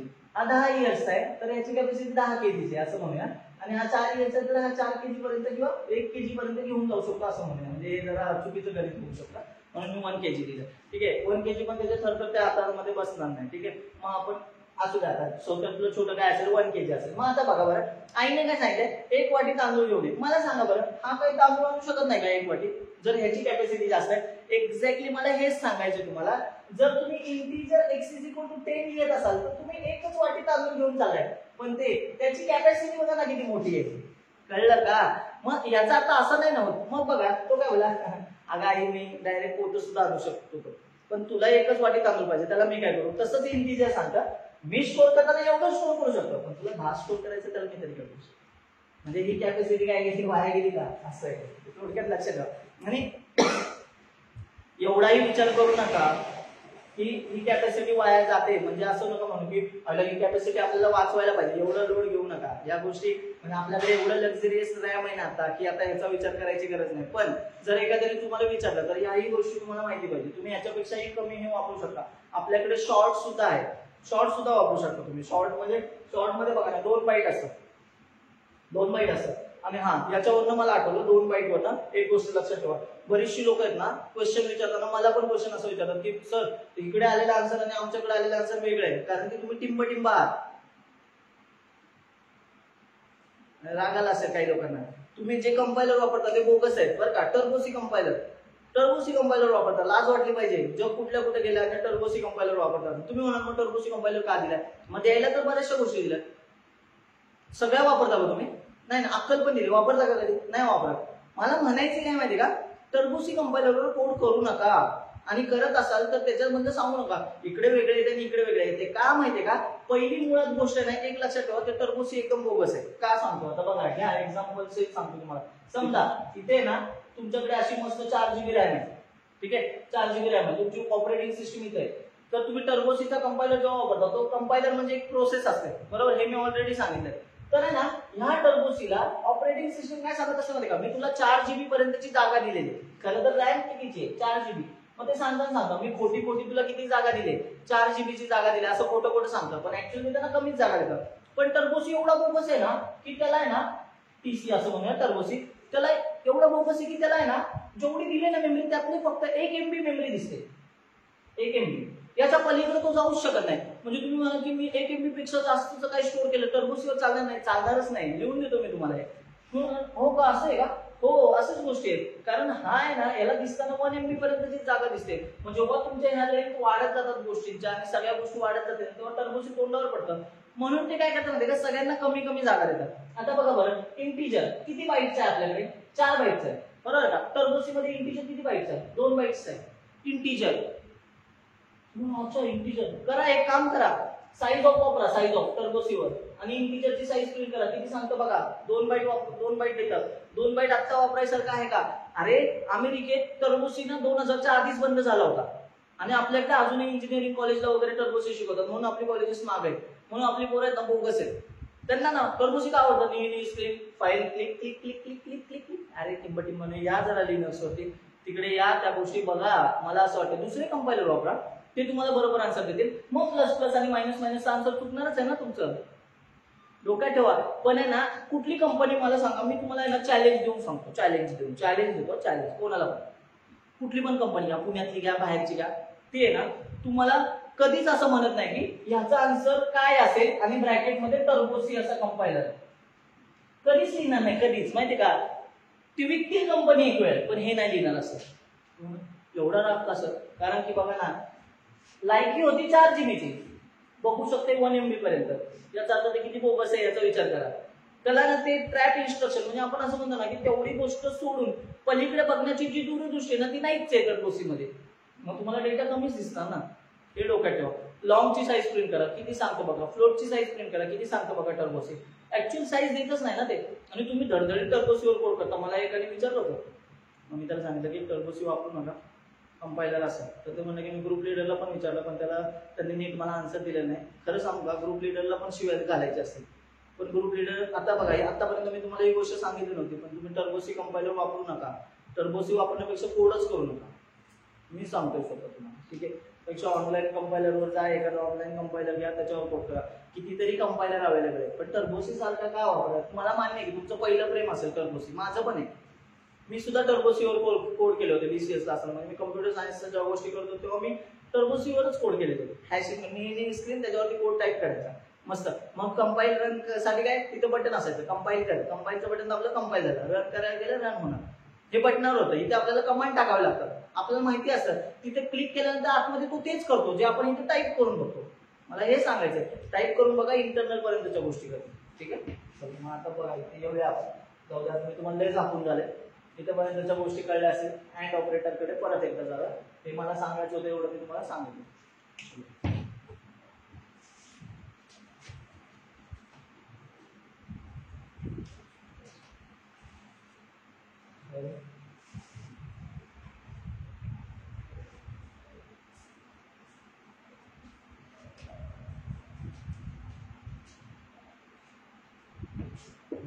आता बघा अँड ऑपरेटर, मी परत एकदा या गोष्टी दाखवतो तुम्हाला. इथे आपला आहे अँडचा टेबल. तर मी आता बघा कसं सांगतो. हे बीट असतं बरोबर का, आपल्याला आता कळलं असेल 0 बीट आहे, पहिली बीट 0. आता अँड 2 याच्यावर चालतो, कारण हा बायनरी आहे. बायनरी म्हणजे काय, याला 2 ऑपरंड लागणार. म्हणजे जर आपण असा अँड लिहिला तर इकडे एक कोणीतरी पाहिजे, इकडे x ची व्हॅल्यू पाहिजे आणि इकडे y व्हॅल्यू पाहिजे, तर हा ऑपरेटर चालेल. तुम्ही असं लिहून बघा बरं, x अँड आणि इकडे लिहू नका, तर तो एरर देतो तुम्हाला. म्हणजे याचा अर्थ त्याला दोन्ही साईडला व्हॅल्यू पाहिजे. म्हणजे याचाच अर्थ 2 ऑपरेट लागतात. याचा अर्थ हा काय झाला, बायनरी ऑपरेटर झाला. अँड लक्षात ठेवा. मग आता बघा मी कसं सांगतोय, इथे जर माझी x ची व्हॅल्यू 0 असेल आणि y ची व्हॅल्यू 0 असेल, तेव्हा अँड ऑपरेटर सांगतो माझा आन्सर 0च असेल. परत एकदा तो बोलतो, जर x ची व्हॅल्यू 1 असेल आणि y ची व्हॅल्यू 0 असेल, तर माझा आन्सर 0च असेल. कारण मला दोन्ही व्हॅल्यू ट्रू असतील तरच मी ट्रू असू शकतो. परत एकदा, x ची व्हॅल्यू 0 आहे पण y ची व्हॅल्यू 1 आहे. दोघांपैकी एक जरी 0 असेल ना, तरी पण हा सांगतो माझी व्हॅल्यू 0च असेल. परत x 1 आहे, y 1 आहे, तेव्हा याचा आन्सर 1 असतं. कळलं का? म्हणजे हा ट्रू कधी होऊ शकतो रे, जेव्हा ही व्हॅल्यू आणि ही व्हॅल्यू 1 असेल तेव्हा. मग आता काय करायचं माहिती का, फक्त हे यूज करताना आपण मागच्या वेळेस कशावर वापरलं होतं, तर नंबरवर वापरलं होतं. कशामध्ये, जेव्हा आपण लॉजिकल ऑपरेटर शिकलो होतो. लॉजिकल मध्ये लक्षात ठेवा, मी असं लिहिलं होतं, पण मी लिहिताना बघा अँड लिहिलं होता. हा फरक आहे. जेव्हा तुम्ही अँड लावता तेव्हा ते लॉजिकल ऑपरेटर असतं. म्हणजे हे काय करणार आहे, नंबरवर वर्क करणार आहे. नंबर म्हणजे काय, आता मग समजा मी x ची व्हॅल्यू 4 घेतली आणि y ची व्हॅल्यू 5 घेतली, तर मी तुम्हाला असं बोललो होतो की x किंवा y ही व्हॅल्यू ट्रू कधी असेल, जेव्हा ती व्हॅल्यू अदर दॅन 0 असते. मग आता मला सांगा रे 4 हा अदर देन 0 आहे का? आहे. मग हे काय असेल? ट्रू असेल. वाय 5 हा अदर देन 0 आहे का? मग हे ट्रू असेल. म्हणजे याचा आन्सर काय येणार आहे? ट्रू आन्सर येणार आहे. पण इकडे कसं असतं माहितीये का? इकडे हा सांगताना काय सांगतो तर माझी x ची व्हॅल्यू 4 आहे आणि y ची व्हॅल्यू 5 आहे. तर हा घेताना आहे ना 4 आणि 5 व्हॅल्यू नाही घेत, तर ह्याचा बायनरी घेतो. x चा बायनरी किती झाला? 4 झाला आणि y चा बायनरी 101 झाला. आता हे 5 व्हॅल्यू आहे आणि ही 4 व्हॅल्यू आहे. लक्षात ठेवा, मी सांगतो कसं येतं ते. ठीक आहे. आणि याच्यावरती ऑपरेशन करतं आणि ठरवतं की तिसरा आन्सर काय येणार आहे. मग आता इथे कसं फक्त ट्रू आणि फॉल्स आन्सर येतं ना, तसं इकडे आन्सर येताना नंबर येतो एखादा आन्सर. ठीक आहे, लक्षात ठेवा. मग आता बघा बरं, अँड एंड मध्ये जाऊया. आता इथे आपल्याकडे 0 0 आहे, 1 0 1 आणि आपल्याकडे कुठला ऑपरेटर आहे? अँड. बिट वाईजचा अँड आहे. मग आता बघूया 0 आणि 1, 0 आणि 1 आन्सर काय असेल? 0 असेल. 0 आणि 0 आन्सर काय असेल? 0 असेल. 1 अँड 1 आन्सर काय असेल? 1 असेल. म्हणजे जेव्हा तुम्ही तुमच्या कोड मध्ये असं कराल की x अँड y, तर ह्याचा आन्सर तुम्हाला येतं ना, आता इथे बघा 4 अँड 5 याचा आन्सर 4 अँड 5 याचा आन्सर येतं तुम्हाला काय? 4 येईल. दिसतं का? कारण 1 0 1 रिप्रेझेंट कशाला करतो? 4 ला करतो. मग तुम्ही म्हणाल की अच्छा म्हणजे इथे आन्सर काहीतरी येतं आणि इकडे बघा ना काय आन्सर आलं होतं? True or false. म्हणजे लॉजिकल आणि बिट वाईज मध्ये हा फरक आहे. कारण हे बीट वरती काम करतं, बीट वरती परफॉर्म करतो ऑपरेशन आणि इकडे काय डायरेक्ट नंबर वरती ऑपरेशन परफॉर्म केलं जातं. फरक कळलाय नक्की? लॉजिकल ऑपरेटर आणि बिट वाईज ऑपरेटर म्हणलं सोपं आहे. परत एकदा ऐकू शकता तुम्ही लेक्चर, सो काही प्रॉब्लेम नाही. चला, कळलंय नाही इथपर्यंत. नेक्स्ट पॉइंटला जाऊया. याच्यामधल्याच गोष्टी तुम्हाला एक्सप्लेन करतो. हा असाच ठेवतो आणि दुसरं एक्झाम्पल घेऊया आपण. ठीक आहे, जरा मोठं घेऊया त्याच्यातून. आता तुम्हाला कळलं असेल याच्यामध्ये एक ट्रिक सुद्धा आहे बरं का. तुम्ही जेव्हा कोड करत राहता तेव्हा तुम्हाला ट्रिक पण करून जातात. तुम्हाला कसं वाटतंय ट्रिक लक्षात ठेवण्यापेक्षा ती कन्सेप्ट लक्षात ठेवा. कधीच आयुष्यात मागे पडणार नाही, माहिती का? बघा मी कोड लिहितोय ते हॅश इन्क्लूड stdio.h आहे हे तुम्हाला माहिती आहे. तिथे लिहितो int x is equal to 10, int y is equal to 11 किंवा 15 लिहूया आपण. ठीक आहे, आपल्याला माहिती आहे आता सगळ्यांचा बायनरी कसा आहे. आता मग मी याचं रिप्रेझेंटेशन तुम्हाला दाखवतो. हे बायनरी मध्ये कसं रिप्रेझेंट होतं बघा. x आता मी 32च्या 32 लिहिणार नाही बरं का. शेवटचे किती लिहितो? 8 लिहितो. शेवटचे 8 चालेल ना तुम्हाला? कळतंय ना? मग शेवटचे 8 बघा कशी गरज असेल. 0 0 0 0 0 0 0 0 हे पहिल्यासाठीच आहे, पण अजून त्याला रिप्रेझेंट केलेलं नाही मी. आणि इथे y साठीचं रिप्रेझेंटेशन लिहून दिलं 0 0 0 0 0 0 0 0 हे शेवटच्या 8 व्हॅल्यू. इकडे किती घरं आहेत रे अजून? कळतंय ना? 24 घरं आहेत अजून. कारण इंटिजर व्हॅल्यू आहे ना, इंटिजरला किती घरं असतात? किती बिट्स असतात? 32 बिट्स असतात. ठीक आहे, मी एवढं सिंपल कोडून सांगतोय ना की लहान पोरगा सुद्धा बसला ना तर त्याला या गोष्टी कळतील. सो तुम्ही लक्षात ठेवा, तुम्ही जर कुठं हरवले असाल तर तुम्हाला या गोष्टी कळणार नाही, पण इथेच राहिलात तर या गोष्टी नक्की कळतील. ठीक आहे, चला बघूया मग आता परत एकदा. याच्यामध्ये आपल्याला लिहायचं आहे नंबर, तर कसा लिहायचा मी इथे लिहून काढतो तुम्हाला. 2:0 असतं, हे 2:1 असतं, 2:2 असतं, 2:3 असतं, 2:4 असतं, 2:5 असतं, 2:6 असतं, 2:7 असतं. प्रत्येकाची व्हॅल्यू काढूया आता. प्रत्येकाची व्हॅल्यू बघा इथे काय 1 2 4 8 16 32 64 आणि 120 झालं इथपर्यंतचं. मग आता आपल्याला कळलंय की आपली व्हॅल्यू काय 10 आहे. चला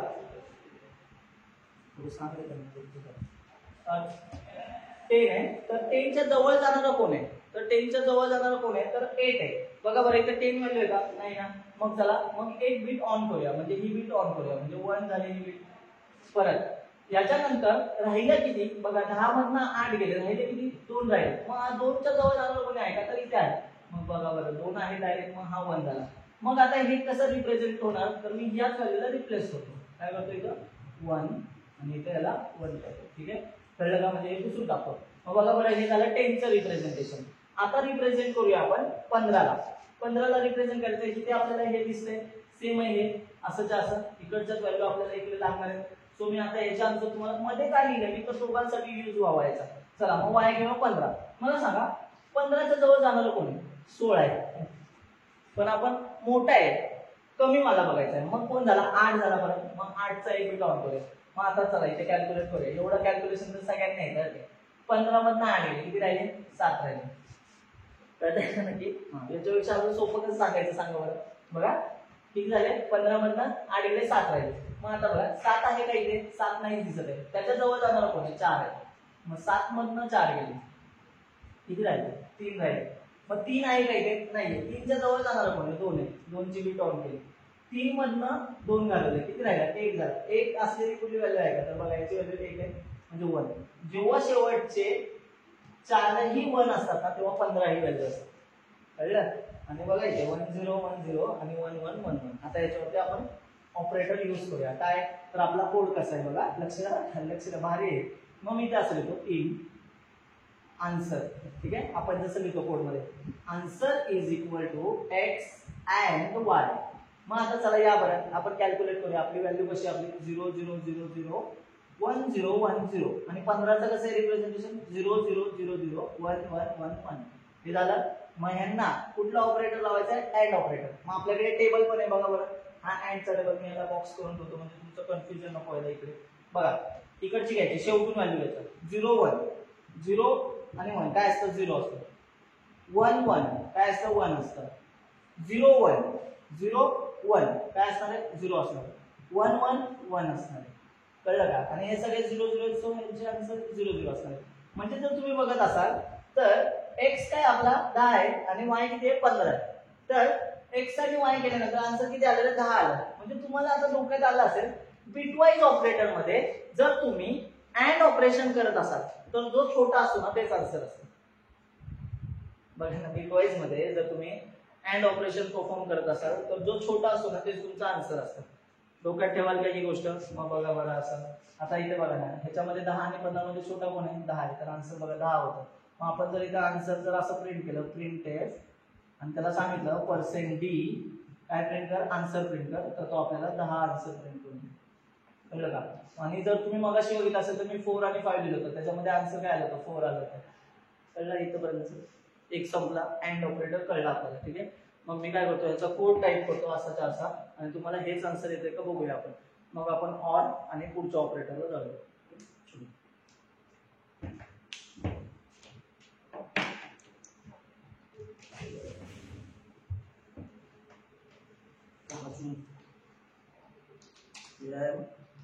प्रोग्राम 1.c. ठीक आहे, आतमध्ये आलो, हॅश इन्क्लूड stdio.h. ठीक आहे, आणि पुढे आलो void main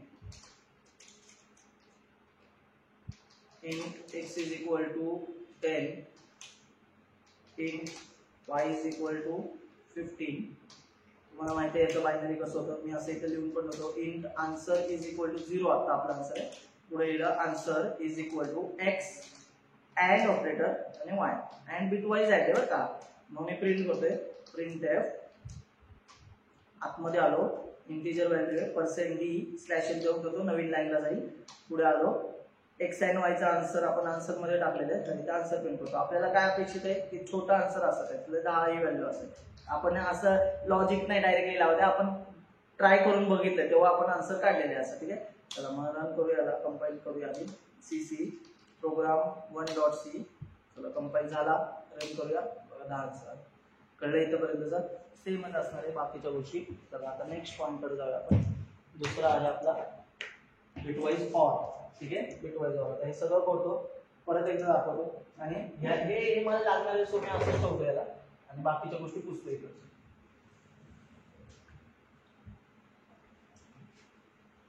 व्हॅल्यू हॅश ठेवतो आणि याच्यामध्येच ऑर तुम्हाला दाखवतो, जेणेकरून तुम्हाला गोष्टी कळतील की कसं सोप्या गोष्टी. ठीक आहे, इकडे पण ऑरचा टेबल बनवतो. बघा बरं, ऑर. ठीक आहे, ऑर साठीचा सिम्बॉल कसं आहे माहिती आहे का? एक सिंगल लाईन. ठीक आहे, मग इथे ऑर ऑर ऑर ऑर असं लिहितो, जेणेकरून ऑर ऑपरेटर. ऑर मध्ये कसं असतं बघा, 0 ऑर 0 तर 0च असतो.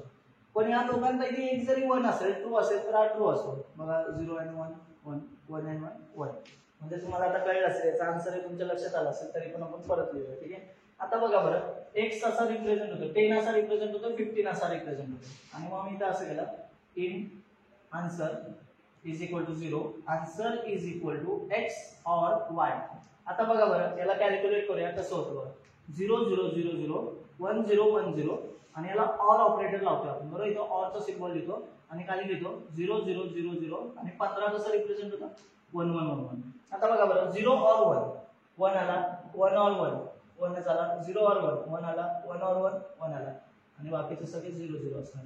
मग तुम्हाला कळलं असेल ऑर मध्ये जी मोठी व्हॅल्यू असते ना ते आन्सर असतं आणि अँड मध्ये जी छोटी व्हॅल्यू असते ते आन्सर असतं. असं लक्षात ठेवू नका, ऍक्च्युअल कॅल्क्युलेट करा. हे सगळं टेबल महत्वाचे आहे. ठीक आहे, हे डोक्यात आलं पाहिजे तुम्हाला. चला इथपर्यंत सगळं कळलेलं असेल. कळलंय नक्की? आता मग नॉट कडे जायला कसं असतं, म्हणजे नॉट आपण कसं करतो तर एक व्हॅल्यू ट्रू आहे तर त्याला फॉल्स करतं ते फक्त. ठीक आहे, म्हणजे ट्रू व्हॅल्यू असेल तर फॉल्स करतं, निगेशन करतं त्याला. तर तेवढं फक्त काय करायचं, जेवढं बिट ऑन आहे तेवढं बिट ऑफ करून टाकतं ते. ठीक आहे, जर ऑफ असेल तर ऑन करतं, ऑन असेल तर ऑफ करतं. ठीक आहे, ते निगेशन करतं गोष्टींमध्ये. एवढं लक्षात ठेवा. ते पण सोपं आहे, काय हरकत नाही, ते आपण बघूया पुढे. आता आपण दुसऱ्या ऑपरेटरकडे जाऊया, तो म्हणजे लेफ्ट शिफ्ट आणि राईट शिफ्ट ऑपरेटर. ठीक आहे, इथपर्यंत कळलं असेल. मला वाटत नाही की याचा कोड दाखवायची गरज आहे. तुम्ही कोड टाईप कराल, कोड टाईप करताना तुम्हाला कळेल की हेच आन्सर येणार आहे, म्हणून टेन्शन घेऊ नका. त्याच्यापेक्षा पण महत्वाचा एखादा ऑपरेटर आहे तो म्हणजे left shift operator, right shift operator. तर आपण त्याच्याकडे जाऊया कारण हे कळलेलं असेल आतापर्यंत. चलो मग आता हे असंच ठेवूया आणि लेफ्ट शिफ्ट आणि राईट शिफ्टकडे जाऊया. त्याच्या रिलेटेड आहे ना मी एखादा व्हिडिओ बनवून टाकायला सांगतो तुम्हाला की याचं रिप्रेझेंटेशनचं कसं असतं. म्हणजे तर निगेटिव्ह व्हॅल्यू असेल, फ्लोटिंग व्हॅल्यू असेल तर ते कसं इंटरनली रिप्रेझेंट होतं याचा एक व्हिडिओ पाठवायला होता, जेणेकरून तेवढं फक्त बघून ठेवा, तुमच्या लक्षात राहील की ह्या व्हॅल्यू कशा इंटरनली स्टोअर होतात. त्याच्यामध्ये वेळ जाणार नाही जास्त, कारण की आपण एवढ्या बिटवाईज ऑपरेटर वापरायला आपण तर नाही जाणार आहे आता सध्या सीच्या लेवलला कोड करताना. पण जेव्हा तुम्ही डिव्हाइस ड्रायव्हर वगैरेचे कोड लिहा किंवा जेव्हा तुम्हाला एकदम हार्डवेअर डिपेंडंट काहीतरी कोड लिहायचं असेल तेव्हा मे बी तुम्ही तिथपर्यंत पोहोचू शकता. ठीक आहे, आता आपल्याला अजिबात गरज लागणार नाही, पण हे यायला तर पाहिजे हे तर मला वाटतं, त्यामुळे मी सांगतो.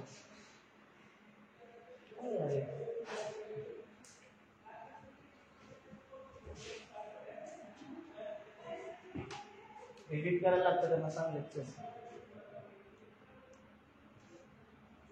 बघा आता आपण एक काम करूया, आपल्याकडे एक्स आणि वायचे व्हॅल्यू आहेतच, तर आपण थोडंसं याच्या कोड मध्ये कसं लिहायचं बघा. इन एक असतो पहिला आधी सांगतो की बिटवाईज मधलं कुठलं ऑपरेटर आहे, तर हा left shift operator. Left shift operator, left shift operator मध्ये कसं असतं तर हे दोन सिम्बॉल असतात एवढे, आणि दुसरा असतो तो म्हणजे right shift operator. Right shift operator त्याच्यामध्ये हे असं असतं. ठीक आहे, चला आता मग काय काम करूया की आपण इथे व्हॅल्यू घेऊया. Int x is equal to 10. आपल्याकडे 10 चं रिप्रेझेंटेशन आहे आणि आपण पहिली व्हॅल्यू बघूया नेमकी पहिलं काय आहे आन्सरचं. ठीक आहे, आता इथे आन्सर एक लिहून ठेवूया. Answer is equal to 0. मग आता तो कसली व्हॅल्यू आहे, इंटिजर व्हॅल्यू. आता बघा लेफ्ट शिफ्ट ऑपरेटर कसा वापरायचा. Answer is equal to x या व्हॅल्यूला लेफ्ट शिफ्ट कर. कितीने, तर 2 घरांनी लेफ्ट शिफ्ट कर. 2 घरांनी लेफ्टला शिफ्ट कर असं मी म्हणतोय. आता हे सोपं आहे बघा, लय सोपं आहे, फक्त नीट लक्ष द्या, तुम्हाला कळतील गोष्ट. ठीक आहे, मी आता हे खालचं मला लागणार नाही, कारण लेफ्ट शिफ्ट हा जरी 2 याचा असला तरी त्याच्यामध्ये बघा ना पहिली व्हॅल्यू याच्यामध्ये पण असतात गोष्टी. ही म्हणजे कोणाला शिफ्ट करायचंय, म्हणजे कुठल्या व्हॅल्यू मध्ये शिफ्ट होणार आहे, कोणाला शिफ्ट करायचंय, व्हॅल्यू टू बी शिफ्ट. ठीक आहे, म्हणजे असं म्हणूया. आणि कितीने शिफ्ट करायचंय, म्हणजे किती घरं आपण लेफ्टला येणार आहोत, बरोबर का, म्हणजे किती बीट्सने शिफ्ट करायचं आपण असं लिहू. ठीक आहे, how many bits to shift, असं डोक्यात ठेवा फक्त की ह्या दोघांमध्ये हाच एक फरक आहे. कोणाला शिफ्ट करायचंय इथे असतो आणि किती घरांनी शिफ्ट करायचं ते इथे असतं बघा. आणि हा ऑपरेटर काय सांगतो, लेफ्टला शिफ्ट कर. आता बघा लेफ्टला शिफ्ट केल्यानंतर तुम्ही म्हणाल की असं कसं काय लेफ्टला शिफ्ट करायचं, तर बघा आता तुम्हाला दाखवतो लेफ्टला शिफ्ट करायचं म्हणजे मी 8 साठीच दाखवतो तुम्हाला, बाकीचे इकडे 0च आहे त्यामुळे काय टेन्शन नाही. मग आता बघा ही 2 घरं अलीकडे सरकणार, कितीने घरं अलीकडे सरकवायचे, 2 घरांनी अलीकडे सरकवायचे. मग बघूया आपण काय काय होते. तर हा मी इकडे आणला 0च आहे, हा थोडा इकडे आणला आपण 0, हा इकडे आणला 0 आहे, हा इकडे आणला 0 आहे. बघा लक्ष द्या. आता याच्या खाली आलो, इथे थोडंसं आपण असं 0 यांच्या सिक्वेन्स मध्ये हा इकडे शिफ्ट केला. बघा आता हा किती 1 आहे, 1 इकडे शिफ्ट झाला. 4 आता 4 च्या वरची व्हॅल्यू 0 आहे, तर ही इकडे शिफ्ट केली 0च आहे. हा 2 च्या वरती 1 आहे, तो इकडे शिफ्ट झाला, हा 1 आहे. परत हा 1 इकडे शिफ्ट केला 4 च्या खाली, हा किती आहे 0 आहे, बरोबर आहे का, म्हणजे ही व्हॅल्यू 0. ह्यांना शिफ्ट करतोय ना आपण, ना की या नंबरला शिफ्ट करतोय. बघा बरं, मग मी इकडे काय लिहिले, हेच नंबर फक्त 2 घरं अलीकडे दिले. मग तुम्ही म्हणाल की आता इथे आपल्याला ही 2 घरं राहिले, बरोबर आहे का. ही जर 2 घरं राहिलेली असेल तर या 2 घरांना नेमकं काय होतं, तर ह्या 2 घरांच्या वेळेस जेव्हा ही 2 घरं एम्प्टी असतात ना तेव्हा तिथे व्हॅल्यू 0 व्हॅल्यू इन्सर्ट केली जाते. ठीक आहे, 0 व्हॅल्यू इन्सर्ट केली जाते, म्हणजे ट्रेनिंग पॉईंट आहे. म्हणजे हे जे ट्रेनिंग व्हॅल्यू आहेत उरलेल्या ज्या व्हॅल्यू आहेत ना म्हणजे एम्प्टी बीट राहिल्या तर त्या बीट बरोबर 0 ने फिल केल्या जातात. आपल्याकडे किती एम्प्टी बीट होत्या?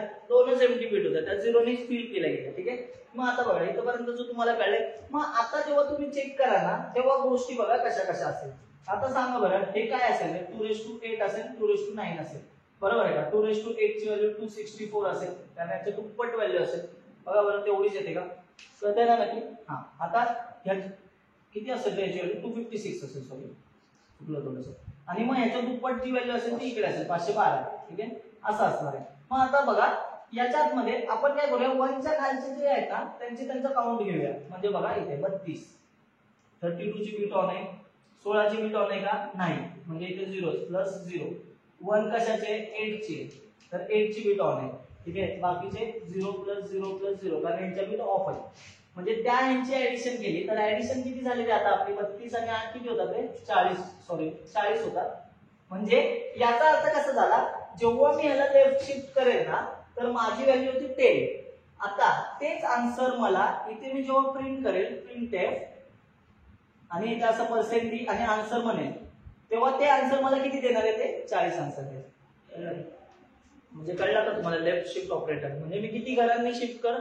लेफ्टला 2 घरांनी शिफ्ट कर असं म्हटलंय. हेच तुम्ही आता 4 घरांनी शिफ्ट करू शकता, 5 घरांनी शिफ्ट करू शकता, 8 घरांनी शिफ्ट करू शकता, किती घरांनी शिफ्ट करू शकता. फक्त लक्षात ठेवा इकडे कोणाचा बीट शिफ्ट करायचा हे आणि किती बीट शिफ्ट करायचं ते उजव्या बाजूला असतं. बघा म्हणून हा बायनरी झाला पाहिजे. 2 व्हॅल्यू पाहिजेच असतात. एक म्हणजे कोणाच्या व्हॅल्यू शिफ्ट करायच्या आणि कितीने शिफ्ट करायच्या हे लक्षात ठेवा. कळलं इथेपर्यंत? आता तुम्हाला सांगतो, तुम्ही जर नीट नोटीस केलं असेल ना तर याच्यामध्ये सुद्धा एक ट्रिक आहे. ठीक आहे, ती ट्रिक पण सांगतो म्हणजे पाठ करू नका, ऍक्च्युअली लक्षात ठेवा. बघा कसं असतं माहितीये का? जेव्हा तुम्ही लेफ्टला शिफ्ट करता ना तेव्हा हे कसं शिफ्ट होतं ते डोक्यात ठेवायचं. म्हणजे कसं शिफ्ट होतं बघा, ह्याच्या ना सरळ गोष्टी असतात. म्हणजे ते सांगत असतं की बाबा मला जर तू एखादी व्हॅल्यू जर शिफ्ट करत असेल तर ती किती घरांनी शिफ्ट होणार आहे याच्यासाठी मी काहीतरी कॅल्क्युलेशन करून ठेवले. आणि मग ते सांगत असतं की मी 2 ने शिफ्ट होते, 2 ने शिफ्ट होते. कसं शिफ्ट होतं बघा डोक्यात आलं की एक्स व्हॅल्यू. ठीक आहे, आणि एक्स आणि इथे बघा 2 आहे. बायनरी म्हणजे किती रे? 2. बायनरी म्हणजे 2 आणि आपल्याला किती घरं शिफ्ट करायचे? 2 करायचे शिफ्ट. तर आहे ना ह्याचा रेश 2 करायचा. म्हणजे काय? बायनरी म्हणजे काय? आपण बायनरी म्हणजे काय? हे बिट्स आहेत आपल्या, बरोबर का? 0 0 म्हणून त्याचा 2 लिहिलाय. हा 2 म्हणून हा 2 नाही लिहिलाय. लक्षात ठेवा. जर इथे 3 असता तर इथे 3 नसता आला, इथे 2च राहिला असता. कळलं का? म्हणजे हा 2 आणि हा 2 आहे. हा बायनरी चालू आहे. आणि ते काय सांगतात? हे जे तुला जेवढे बीट शिफ्ट करायचे ना ते त्याला काय कर? तर इकडे लिही असं. मग असं लिहिणे म्हणजे आपण काय करतो रे? 2चा स्क्वेअर म्हणजे काय? 2चा स्क्वेअर किती झाला? तर 4 झाला. आणि x ची व्हॅल्यू आपली किती आहे? 10 आहे. ह्यांच्यामध्ये मल्टिप्लिकेशन करायचं ते आन्सर असतं. हा एक लॉजिक आहे याच्या मागे, ट्रिक आहे ही सुद्धा. कळलं का? म्हणजे कसं असतं, आता बघा तुम्हाला अजून एक गोष्ट दाखवतो. आणि इथे ना ती गोष्ट आता x ची व्हॅल्यू आपण चेंज करूया आणि ना बघा तुम्हाला तेच आन्सर येते का हे लक्षात ठेवा. आता मी इथे x ची व्हॅल्यू 15 लिहितो. तुम्हाला माहिती 15 म्हणजे इथे कसं असतं. ठीक आहे, आता डायरेक्ट आन्सर करूया. 15 आता मी किती काय सांगतो? 15 ला 2 घरांनी शिफ्ट कर म्हणजे इथे काय लिहिणार? 2. आता थोडंसं चेंज करूया, ह्याच्यात सुद्धा चेंज करूया. 15 ला 3 घरांनी शिफ्ट कर असं म्हणतो. ठीक आहे, मग आता मला सांगा रे 2 किती येणार?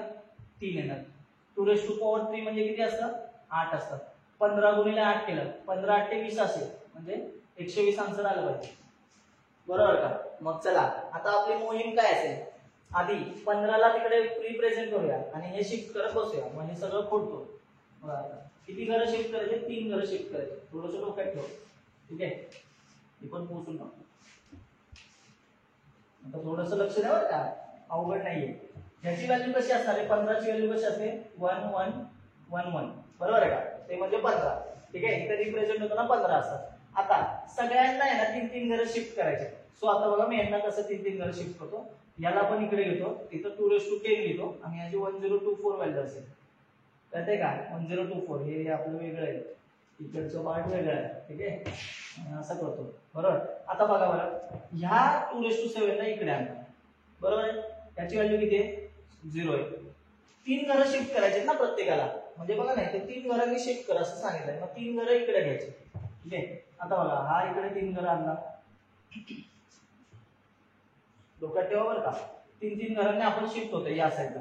मग आता बघा 64च्या वरती पण काय 0 आहे, या 32ला या 2:8च्या खाली आणला 0 आहे, 16ला आणला इथे इथे हा 0च आहे, 8ला इथे आणला बघा बरं 1, हा किती झाला इथे 1 आहे, 4ला 32च्या जागी आणला हा पण 1 आहे तो 1 आला, 2ला 16च्या जागी आणला 1 आहे, 1ला ह्याच्या जागी आणला 1 आहे, आणि हे उरलेले 3 बॉक्स आहेत ना ते काय असेल 0चे असेल.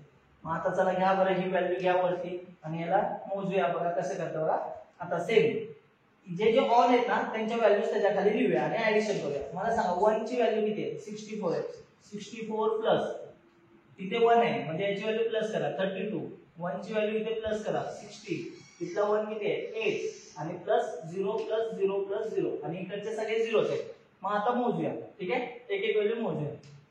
16 आणि 8 किती होतात 24 होतात ठीक आहे, 24 आणि 32 सांगा कॅल्क्युलेट करा पटापट किती होतात 24 आणि 32, 24 आणि 24 48 आणि 48 आणि 8 54 ठीक आहे ठीक आहे कळलंय का 56 सॉरी 56 ठीक आहे 56 प्लस 64 बघा बरं आणि बाकीचे 0 0 0 0 ठीक आहे म्हणजे हे 0 प्लस 0 प्लस 0. मग आता 6 आणि 4 10 4 आहे 6 आणि 5 11 11 आणि 1 12 120 हेच बघा ना इथे मल्टिप्लिकेशन करून 120 आन्सर काढले. काय अवघड आहे लेफ्ट शिफ्ट ऑपरेटर ठीक आहे, सेम राईट शिफ्ट ऑपरेटर आहे पण त्या आधी मी लेफ्ट शिफ्टचा कोड दाखवतो तुम्हाला करून आणि मग राईट शिफ्ट कडे जाऊया ठीक आहे, आणि मग लेफ्ट शिफ्ट राईट शिफ्ट झालं त्यानंतर एकच ऑपरेटर राहतो खरं तर एक्सॉन, तो आपण नेक्स्ट लेक्चरला बघू ठीक आहे. आतापर्यंत एवढं लेफ्ट शिफ्टचं बघूया. आता लेफ्ट शिफ्टच्या गोष्टी कळल्या असेल ना तुम्हाला तर लेफ्ट शिफ्ट ऑपरेटर वरती ट्राय करा, मग राईट शिफ्ट ऑपरेटर आज सांगतो नाही तर उद्याच्याच लेक्चरला सांगूया आपण. राईट शिफ्ट आणि एक्सॉन उद्याच्या लेक्चरला बघूया. मग याचा कोड करतो आणि मग मी थांबतो ठीक आहे. लेफ्ट शिफ्टचा कोड बघा, दोन्हीचे कोड दाखवतो तुम्हाला. आधी आपण घेतलेली एक्स ची व्हॅल्यू 10 आणि ते दोन्ही शिफ्ट केली होती तेव्हा आपला आन्सर वेगळं आलं होतं, आणि आताचं जे केलंय ते 15ला 3 ने इकडे शिफ्ट केलं होतं तेव्हा आन्सर वेगळं आलं ठीक आहे. ते कसं आहे ते तुम्हाला कॅल्क्युलेशन पण सांगितलंय कसं असतं कॅल्क्युलेशन ठीक आहे, पण हा शॉर्टकट वापरू नका प्लीज. हे असं जमलं पाहिजे तुम्हाला असं करताना. बीट वाईज आहे ना, कारण bitwise bit by bit करायचं आपल्याला गोष्ट ठीक आहे. आणि लोकांना हा अवघड वाटतो पण मला आलंय सोपं वाटतो काय माहिती का, भारी एकदम मजेशीर. चलो बघूया कोड.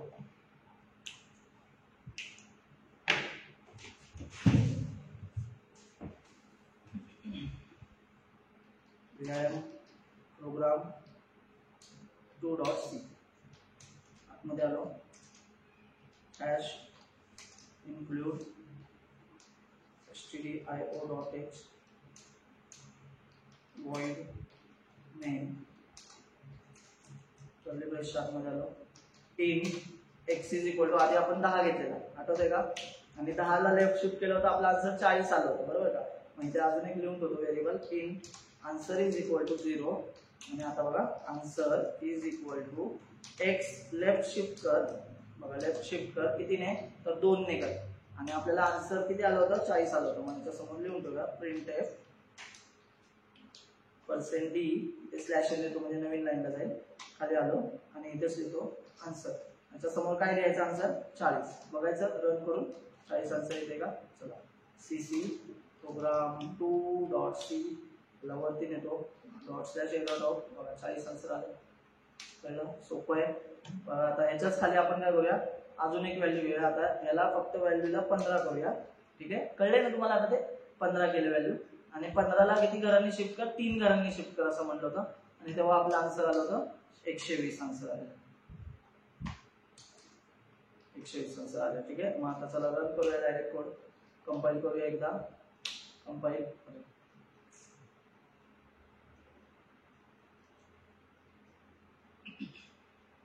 इथे बघा सेमीकोलन राहिले ठीक आहे. त्याने बघा पुढच्या लाईनला एरर दिला बघा ठीक आहे.